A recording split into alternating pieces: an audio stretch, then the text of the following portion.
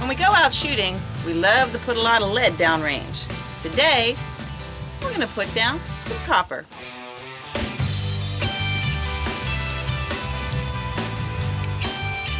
Hey guys, it's Kelly here from Armed and Feminine, and today we are going to test out Frangible Bullets. I have a pack of 50 here. They are from FrangibleBullets.com. This is in a 9mm, and it's distributed by Michigan Ammo. So the purpose behind these Frangible Bullets is that they will disintegrate a little bit faster. We're going to talk about that in a little bit and see how it's any different and what the difference is between it and our regular lead jacketed bullet when it hits all those targets behind us. Before we head down range, I want to go over the actual cartridges a little bit here and the differences between them, or among them I should say, because there are three. So this first one is our usual range ammo here with the jacketed bullet with lead inside and a lead primer. The hollow point, sort of the same thing, of course, with a different bullet tip. Now the Frangible. They shoot cooler and cleaner in your firearms, and we all would love to clean our firearms a whole lot less because it's fairly time consuming, and have a cooler gun, so when you're done shooting you have to wait for a while for it to cool off before you pack it up and put it away. And for you steel shooters, the closeness with which you can shoot these at your steel, far less chance of the fragmentation flying back at you, so you could shoot a whole lot closer if you wanted to. Let's put them to the test. So we have different targets here, all different textures, all different depths, all different materials, none of which are human. So we have a cardboard box, a pool noodle, a styrofoam, a ceramic tile, another computer, and some steel. So we're going to shoot frangibles first, and then we're going to go back through and shoot regular leaded range ammo and see what the difference is in the impact and the damage, if any. Let's go.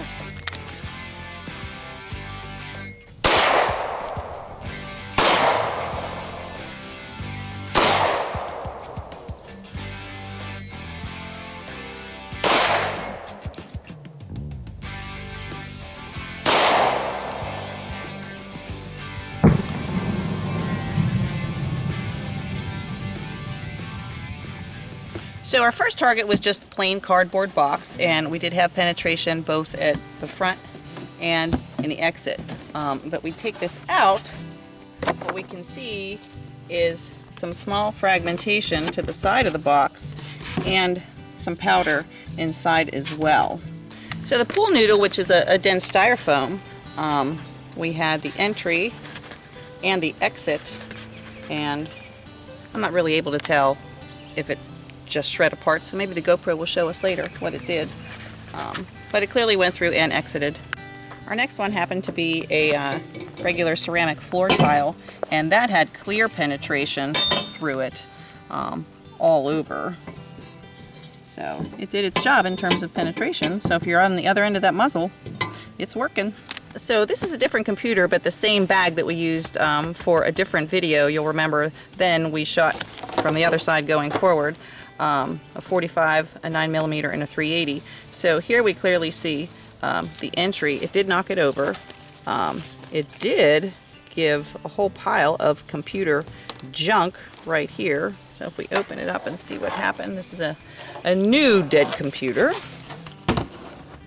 We have a lovely entry wound right here, and a lot more stuff dispersed, and a huge exit wound as well. That was frangible.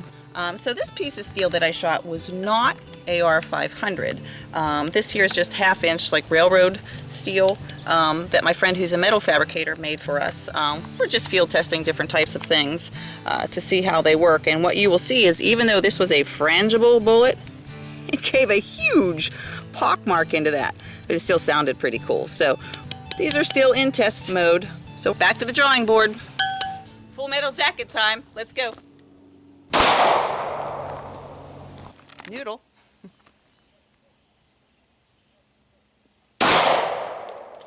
Ceramic tile.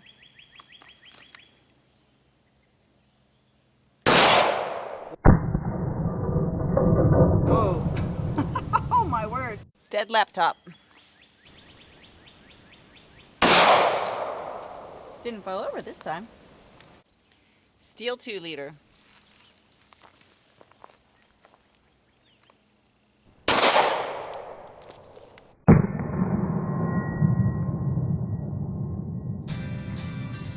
So here with the lead Full Metal Jacket, we see far more of a spread, but still, you know, at penetration. You can see the difference here in that spray. All right, so this Thyro pool noodle here had a really clean entry and then equally as clean exit too. Very small. I'm surprised by that, actually. So here on the ceramic tile, we see that the Frangible just had a little more direct energy, sort of like when you pull a tablecloth out from under the flowers and went straight through and didn't do a whole lot of other damage, where the Full Metal Jacket just punched this right through and made a mess. Don't you love hometown experiments? Alrighty, so when we look here up high from the naked eye, they look similar. This was the Frangible. This here was our Full Metal Jacket. Well, you can see the difference of how this material is really pushed in, where here it is not. That's a small but maybe significant difference here. So let's see what happened on the inside. I would hate to be on the other side of the muzzle of either one of those. So this steel is very telling, and this was made because, of course, I love Hickok 45. He likes steel and 2 liters, so that's why we made this here. But this is very telling. The Frangible wasn't supposed to harm this, but remember, this is just, you know, 1/2 inch railroad steel here. This is the Frangible mark right here. So we can see quite the pockmark and divot here without so much of the spray. This one here was the Full Metal Jacket, you know, with the lead bullet in a huge, lovely, like firework display. But the pockmark, the indentation of it, is not nearly as deep as it was, or is, with the Frangible here. Still pretty. Still back to the drawing board on these. So what do we learn from our redneck science today? A term I stole from our friend Buffalo. Go check out his channel too. So our redneck science teaches us what's the difference here. Not that we could see much difference in the velocity, but what we can infer from that is that the Frangible bullet knocked over the laptop, whereas the Full Metal Jacket didn't. So we might infer that it was going a whole lot faster when it went through because it didn't knock it over. So the differences are sort of negligible at this point. We didn't see any difference in penetration. Clearly wouldn't want to be on the other end of the muzzle of either one of those things. So it's pretty much a viable option for you. The other thing that I noted that I read about here was it talked about the burn. If you can see the difference here from the lead bullet and the Full Metal Jacket versus the Frangible, there isn't any burn on these. So if you love to be a reloader, there you go. And the last notable piece was on our steel 2 liter here. The Frangible bullet, which was not supposed to make as much damage to it, did more. It left a significantly deeper pockmark in the steel target than did our Full Metal Jacket here. And this one left a beautiful, lovely spray. And that wasn't supposed to happen. Now, we didn't have the best steel. We're still playing with that. But either way, it made a pretty big indentation of it.